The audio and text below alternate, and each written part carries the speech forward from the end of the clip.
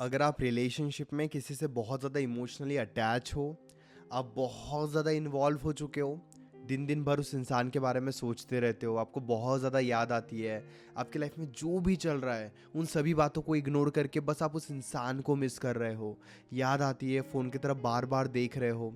अब जब हम किसी से इतने अटैच हो जाते हैं तो हमारे बिहेवियर में बहुत ज़्यादा निगेटिविटी आ जाती है।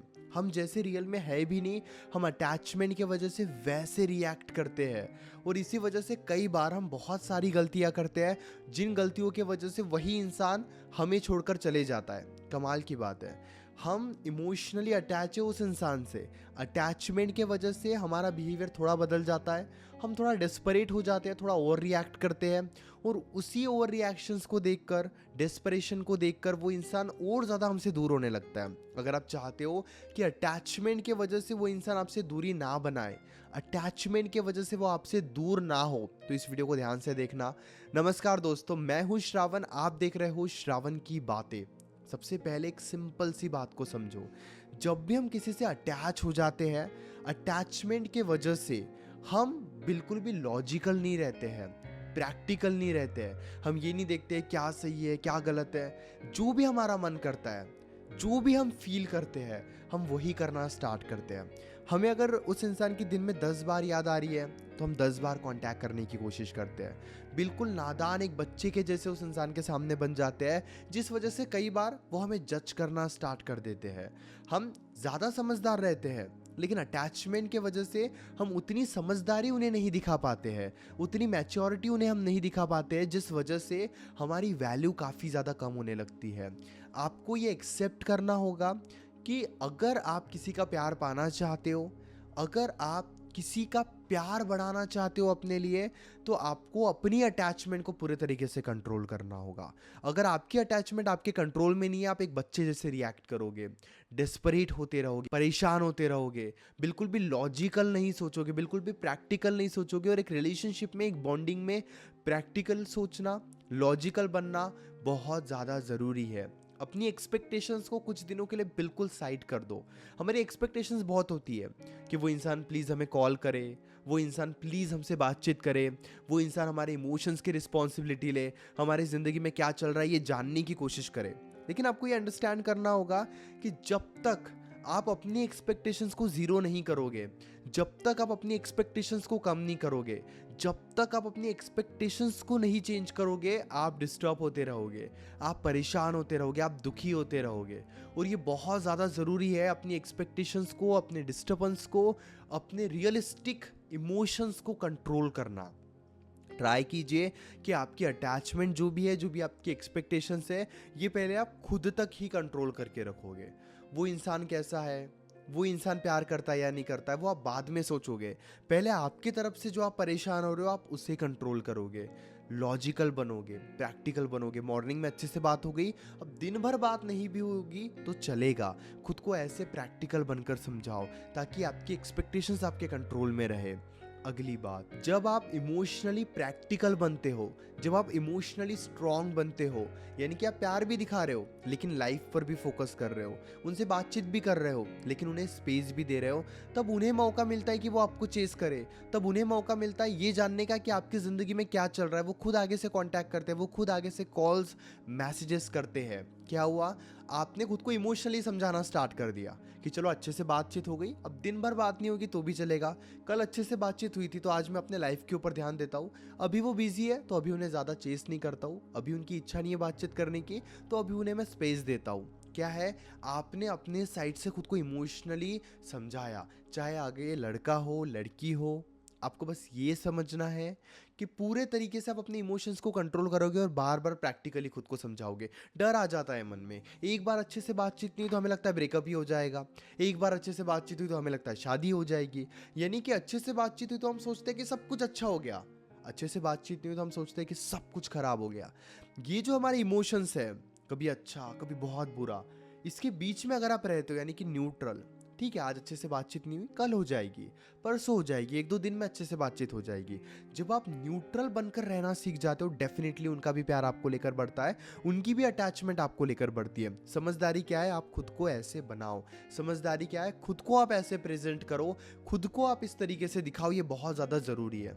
जब आप इस तरीके से चलना स्टार्ट करोगे, जब आप इस तरीके से अपना बिहेवियर बनाओगे, जब आप इस तरीके से अपने आप को समझाओगे, सिचुएशन आपके लिए बहुत ईजी हो जाएगी, सिचुएशन आपके लिए बहुत नॉर्मल हो जाएगी। और आपको यही करना होगा। न्यूट्रल बनाओ, खुद को समझाओ कि एक बार बात करने से सब कुछ ठीक नहीं हो जाता है। उसी तरीके से एक बार अगर अच्छे से बातचीत नहीं भी हो जाती है तो सब कुछ बिगड़ नहीं जाता है। ये ज़रूरी है। अगली बात, जब आप अटैचमेंट को कंट्रोल करते हो, अपने बिहेवियर को कंट्रोल करते हो, तब आगे वाले इंसान के मन में ना क्यूरियोसिटी आती है। क्या आप उन्हें याद करते होंगे, नहीं याद करते हो? क्या दिन भर जब आप बिजी रहते हो तो उनके बारे में सोचते भी हो या नहीं हो? ये जानने का, ये सोचने का उन्हें मौका मिलता है, क्योंकि आप बार बार उन्हें ये नहीं बता रहे हो कांटेक्ट करके कि मैं आपको याद कर रहा हूँ या मुझे आपकी याद आ रही है। आप उन्हें कंप्लीटली एक तरीके से क्यूरियस कर रहे हो।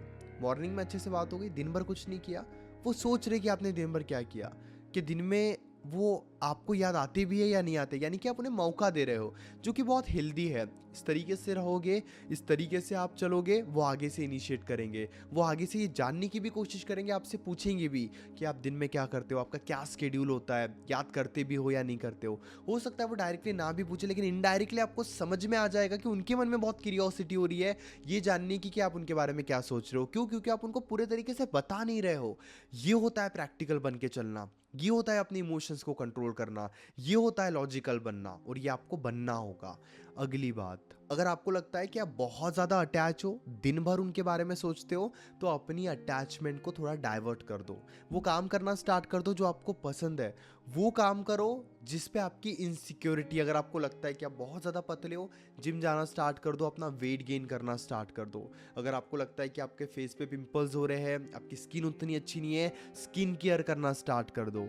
अगर आपको लगता है आपका नॉलेज उतना ज़्यादा नहीं है, आपकी कोई लैंग्वेज इतनी स्ट्रांग नहीं है, सीखना स्टार्ट कर दो। स्किल्स के बारे में सीखो, सेल्फ इंप्रूवमेंट के बारे में सीखो। अगर आपको लगता है बहुत कॉन्फिडेंट बनकर बातचीत नहीं कर सकते, तो अपने वे ऑफ टॉकिंग को इम्प्रूव करो, अपनी पब्लिक स्पीकिंग को इम्प्रूव करो, हाउ टू टॉक, ये सब सीखो।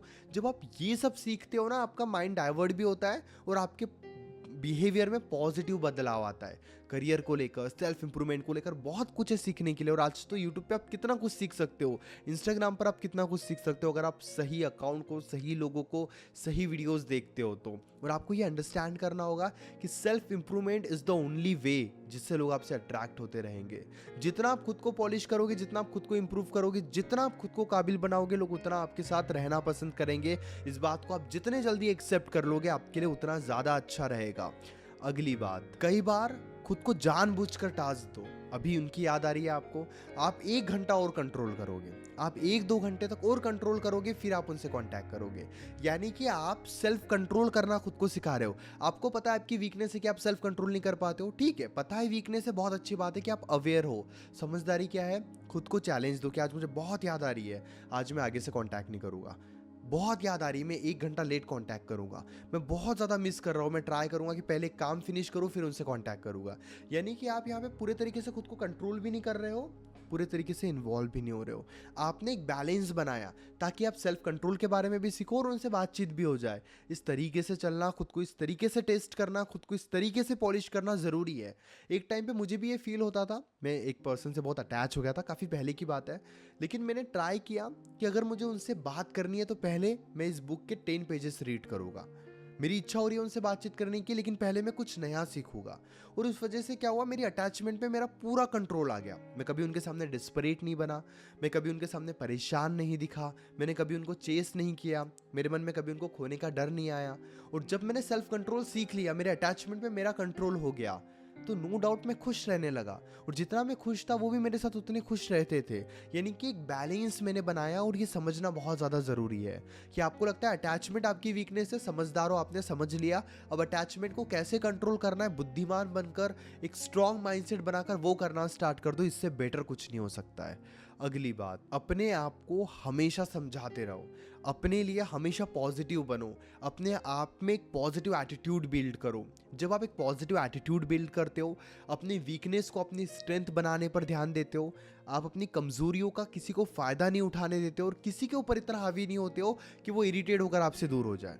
एक पर्सन है, वो आपसे बहुत प्यार करता है, वो आपसे अटैच है, लेकिन आप उनके सामने इतने वीक बनकर बैठे हो कि इसी वजह से वो आपसे दूर हो रहे हैं। आपकी रिस्पॉन्सिबिलिटी है कि आप उन्हें ब्लेम मत करो, बल्कि अपने आप को इतना पॉलिश करो, अपने आप को इतना स्टेबल और स्ट्रांग बनाओ, अपने आप को इतना रिलैक्स करो कि वो खुद आपके साथ रहना पसंद करे। ये बिहेवियर, ये क्वालिटीज आपके अंदर होनी चाहिए, वरना लोग आपका फायदा उठाएंगे। इस बात को आप एक्सेप्ट कर लीजिए और ये एक बहुत बड़ी सच्चाई है।